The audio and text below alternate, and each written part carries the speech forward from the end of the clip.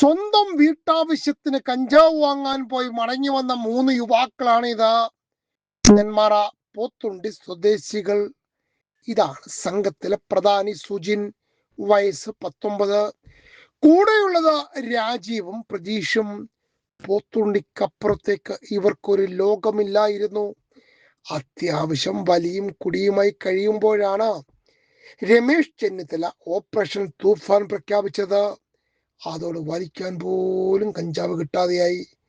പിന്നെ ഒന്നും നോക്കിയില്ല. കയ്യിലുണ്ടായിരുന്ന ഐഫോൺ 23,000 രൂപയ്ക്ക് വിറ്റ് കിട്ടിയ പണവുമായി ഒറീസയ്ക്ക് ട്രെയിൻ കയറി. അവിടെ നിന്നും വാങ്ങിയ കഞ്ചാവുമായി പാലക്കാട് ജംഗ്ഷൻ റെയിൽവേ സ്റ്റേഷനിൽ ഇറങ്ങി. പുറത്തേക്ക് വരുന്നതും നോർത്ത് പോലീസ് പൊക്കി. എന്തൊക്കെയായിരുന്നു പ്രതീക്ഷകൾ. കഞ്ചാവ് വിറ്റ് കിട്ടുന്ന പണം കൊണ്ട് മൊബൈൽ ഫോൺ വാങ്ങണം, മതിവരുവോളം വലിക്കാം, ഉല്ലസിക്കാം, ജീവിതം അടിച്ചു പൊളിക്കാം എന്നെല്ലാം കരുതിയതാണ്. ഇപ്പൊ ദാ കിടക്കുന്ന ചട്ടിയും കലവും താഴെ. എന്തായാലും 3 പേരും ഏതാണ്ട് ഒരു കാര്യം തീരുമാനിച്ചിട്ടുണ്ട്.